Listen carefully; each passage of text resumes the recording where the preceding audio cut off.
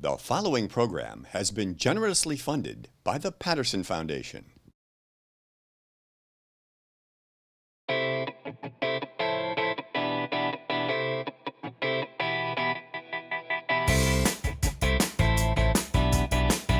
This book is cool.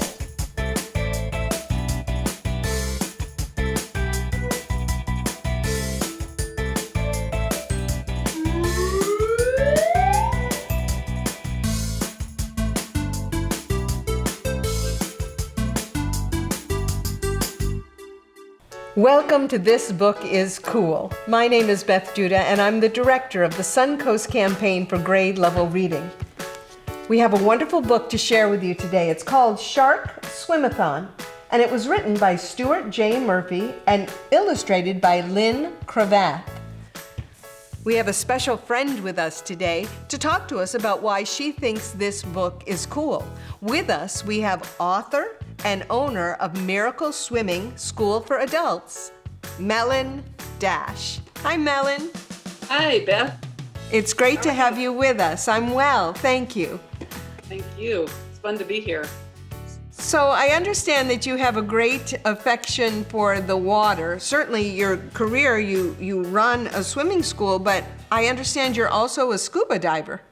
I am. I've been a competitive swimmer for my whole life, which is a lot of decades. And I scuba dive as often as I can. And I have even done some diving with sharks. Wonderful. So how old were you when you first discovered that you had this affinity for the water? Oh, I have a picture of myself when I was 1 or 2, standing at the bathtub, because my mother used to run the bathtub, and I would drop my clothes anywhere in the house that I was and come running to the bathtub and stand there with this excited look on my face. So I think it started early. You loved water from the time you were a small child, and now you've developed a career and written books about people overcoming their fear of the water. Exactly, that's right. Now, this book is a wonderful example of not only a swim team working together to achieve a goal, but it also has some great math lessons in the book as well. What are some of the reasons why you think this book is so cool? Well, I loved that the coach was teaching math in the story, and those sharks had to swim a certain number of laps in order to win the prize. And every day they swam a few, but they had to find out how many they had left in order to win the prize. So they had to figure that out every day, and that's a really fun way to teach it. And what I really liked is that it was a team effort. It wasn't up to just the 1 or 2 best swimmers on the team. In order to reach the goal, everyone's contribution really counted. Yes, and it was scary when that one, I forget his name, had to drop out. I thought, oh no, what if they can't make it? But then the others filled in, and that was a lot of swimming. 75 laps is more than a mile. It is a lot of swimming. And you mentioned that you have been a competitive swimmer. So that means that you've been in swimming competitions. Yes, my whole life. In fact, I just came from the pool, and that's why my hair is wet. Well, I like that you are swimming and enjoying now. Have you ever won a swimming event? Oh, yes. Oh, yes. I did well. I didn't go to the Olympics, but I won the Eastern Collegiate Championships in the 100 butterfly, and I had New England records, collegiate records, and I did a lot of good swimming. I can pat myself on the back for it. Well, I can sense your pride, but also I'm smiling so much because I see how happy it makes you to have achieved all of those goals. Yes, it's really been a good thing for me. I have really loved swimming, and then it became my career, so it's my happy place. Well, it also becomes a happy place for the members of the Shark Swimathon team, that they are working so hard to reach the goal of 75 laps because the prize is getting to go to a special swimming camp. Yes. And that is so much fun. Swimming camp, I went to a lot of swimming camps. They're great fun. Everyone should do it if they can. I've never attended a swimming camp, and I've had swimming competitions, but nothing as formal as the swimming competitions you have participated in. I would have, swimming races with my sisters or my cousins, but I imagine to swim competitively, you have to really be determined, and you have to train in a certain way to make sure that you're making your time less and less every time you swim. That's right. Just like the sharks in the story did. They, in the beginning, remember, they couldn't swim very many laps. They only did a couple. And then each day they did more, which was telling us that they were improving every day and building their confidence and finding out themselves that they could do more than they thought they could, and more than they could do at the beginning of the week. Well, I think practice for all of us makes us stronger in those ways. Now, I mentioned that you are an author. And I know that you have a book that just came out recently. Would you be able to tell us a little bit about those books? I'd love to tell you. The book that just came out is this book called Conquer Your Fear of the Triathlon Swim. And this is for people who are triathletes or want to be triathletes, but they're really afraid of swimming in the oceans or lakes. They're afraid of being in dark water or deep water or open water. And sometimes that's just too scary. You can't really enter a triathlon knowing that you're going to be swimming in conditions like that and knowing that you might panic. So we can't have that, and we want to teach people how to be very confident and happy in that kind of water. So this book is about that.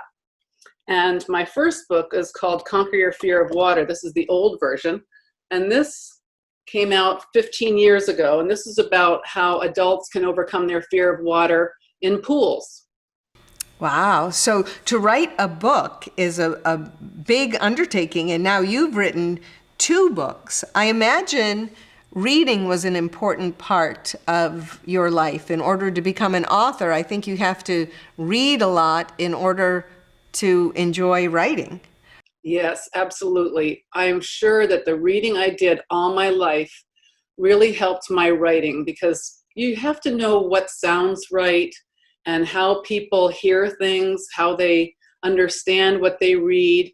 And books have to be written carefully in order to convey your point. So I'm very glad that I was such an avid reader my whole life. Well, we're encouraging a lot of young people to also be avid readers. And this summer, we've had more than 4,000 children participate in This Book is Cool, reading all kinds of books, fiction books, nonfiction books, and sharing their books with each other and sharing their experiences with their families. So we are so grateful that you are a part of this movement now to help young people learn how to read. That is fantastic. I think this program is fantastic, and I hope every kid that's watching this will read more books this summer than they've ever read in a summer, because it is so important to help your next year be as good as it can be, and also to spend your summer in a fun way. I agree, and you've inspired us to set a new record, so we shall do that. Thank you for being with us, Melon. You're so very welcome. Thank you very much. And I hope that we have this program again next year, because it's just so very important to keep kids reading all summer. Melon was right. This is a great story and a very interesting way to learn how to do math. As the coach is tallying up all of the laps that the swim team is swimming, he gives us some great tips on how to do math. This author not only gave us math tips, also gave us some wonderful words for our word bank. The first word for our word bank is the word anniversary. Anniversary. Anniversary is the date on which an event took place in a previous year. Our next word is the word fearless. Fearless. That means to be lacking fear, to be brave or bold. Our next word is the word celebrate. Celebrate. That means to acknowledge a significant event with an enjoyable activity. Our next word is the word chanted. Chanted. That means to say or shout repeatedly in a sing-song tone. And our last word for the word bank today is the word cheered. Cheered. That means to shout for joy or in praise or encouragement.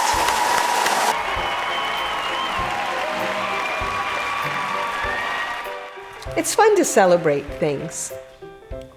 We have a little bit of a celebration in a cup today as our activity. We made some Jell-O and we floated some sharks in the Jell-O.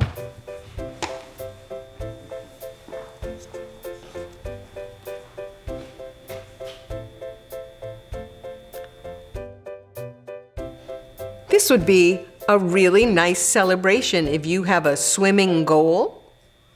When you meet your goal, you could have some special Jell-O.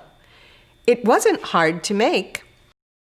We followed the directions on a package of Jell-O and went ahead and filled about half of the cup full of Jell-O and then refrigerated it until that half of the Jell-O became solid. Then we inserted a gummy fish and then poured on top of it the remaining Jell-O.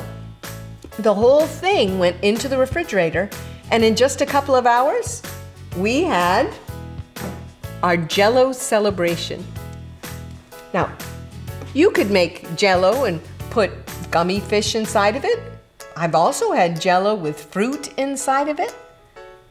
If you decide to celebrate something by creating a Jell-O celebration, take a picture of it and send it to us.